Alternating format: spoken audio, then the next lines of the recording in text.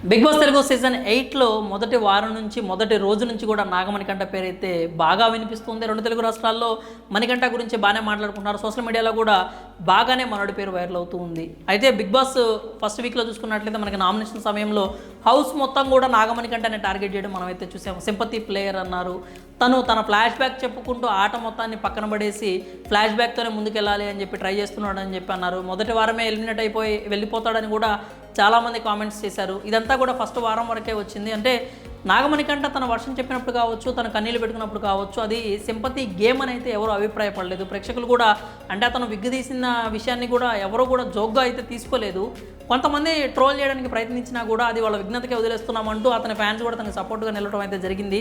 నాగమణికంఠకి సంబంధించి తను జెన్యూన్గా ఉన్నాడని ఎక్కువ మంది నమ్ముతూ ఉన్నారు. మొదటి వారం ఆట తర్వాత అతని ప్రవర్తన కావచ్చు, లేకపోతే సండే ఎపిసోడ్ అయిపోయిన తర్వాత హౌస్ మేట్స్తో అతను కలవడం కావచ్చు, ఇవన్నీ కూడా చాలా వరకు మారిపోయింది అని మనకి స్పష్టంగా కనిపిస్తోంది. ఎవరైతే అతను సింపతి ప్లేయర్ అని చెప్పి ట్యాగ్ ఇచ్చారో, ఎవరైతే అతను దూరంగా ఉంటున్నాడు, మాతో కలవట్లేదని చెప్పారో వాళ్లే నిన్నటువంటి నామినేషన్స్లో ఇప్పుడు అభయ్ కావచ్చు మాట్లాడుతూ నాగమణికంఠలో చాలా మార్పు వచ్చింది, ఇంతకు ముందులా లేడు, కలుస్తున్నాడు, మాట్లాడుతున్నాడు అని చెప్పి అభయ్ కూడా చెప్పాడు. అలాగే శేఖర్ భాష కూడా ఇంతకుముందు అతను ప్రవర్తన కొంచెం మార్పు అంటే కనిపించింది, మాకు కొంచెం దూరంగా ఉంటున్నాడని, చాలా బెటర్ అయింది, కానీ ఇంకా ఇంతకంటే బెటర్ అవ్వాలి అని చెప్పి చెప్పాడు. అంటే బెటర్ అయిందనే విషయం అయితే శేఖర్ భాష కూడా ఒప్పుకున్నాడు అనమాట. ఎవరు నామినేట్ చేసినా నామినేట్ చేయకపోయినా నాగమణికంఠకు సంబంధించి అయితే కాస్త కూస్తో హౌస్లో పాజిటివిటీ కనిపిస్తుంది. బయట అయితే చాలా ఎక్కువగానే ఉంది. అతను ఆట మార్చుకున్నాడని, ఆటలో ఇన్వాల్వ్ అవుతున్నాడని చెప్పి, అంటే కిచెన్లోకి వచ్చాడు, వంట చేశాడు, అందరితో కూడా కలిసి మాట్లాడుతూ ఉన్నాడు. అండ్ ఇంకోటి ఏంటంటే అందరికీ నాగమణికంఠలో ఆ డిఫెండింగ్ స్కిల్స్ అయితే బాగా నచ్చుతున్నాయి.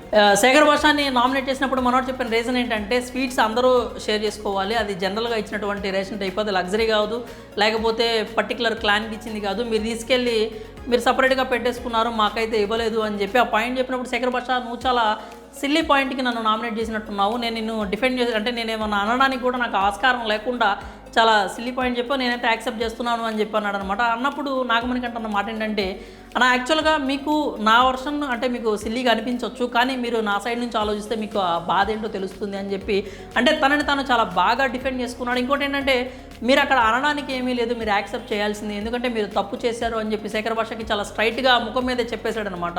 అంటే అతని డిఫెండింగ్ స్కిల్స్, అతను ఏదైతే మాట్లాడుతున్నాడో లాజికల్గా అవందరికీ కూడా బాగా నచ్చుతున్నాయి. ముందు నుంచి కూడా నెగిటివ్ పాయింట్ ఏదన్నా ఉంటే అక్కడికి వెళ్ళి నాగమణికంఠ మాట్లాడతాడనే విషయం అందరికీ తెలుసు, మాట్లాడుతూనే ఉన్నాడు.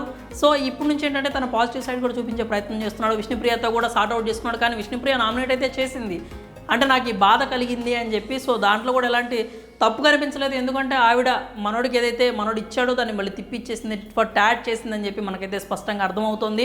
ఓవరాల్గా చూసుకున్నట్టయితే నాగమణికంఠ పేరు హౌస్లో దూసుకుపోతుంది. బయట కూడా ఎక్కువ మంది నాగమణికంఠ గురించి మాట్లాడుకుంటున్నారు. మొన్నటి వరకు సింపతి ప్లేయర్ అనే ఒక ట్యాగ్ అయితే ఉంది, కానీ ఇప్పుడు ఆ ట్యాగ్ని పక్కకు పెట్టేసి నాగమణికంఠ కూడా గ్రూప్ ప్లేయర్ లాగా అందరితో కలిసి ఆడుతున్నాడు. ముఖ్యంగా నిఖిల్తో కొంచెం క్లోజ్గా మూవ్ అవుతున్నట్టు కనిపిస్తుంది. అలాగే విష్ణుప్రియతో కూడా చాలా బాగా మాట్లాడుతున్నాడు. శేఖర్ భాషతో కూడా మంచిగా ట్రావెల్ చేస్తూనే ఇంకొకటి అతని జోక్స్కి సంబంధించి కూడా స్ట్రైట్ ఫార్వర్డ్ చెప్పేసాడు అనమాట. మీరు జోక్స్ వేయడం బాగానే ఉంది, అది ఎలా ఉండాలి అంటే ఆ సిచ్యువేషన్ని లైట్ చేసి ఎలా ఉండాలి, కానీ మీరు వేసే జోక్ ఎప్పుడన్నా ఇల్లాజికల్గా ఉన్నప్పుడు ఆ సిచ్యువేషన్ ట్రిగర్ అవుతుంది తప్పితే అది లైట్ అవ్వదు. కాబట్టి అప్పుడు ఎక్కువ రియాక్షన్స్ నెగిటివ్గా వచ్చే ప్రమాదం అయితే ఉంది.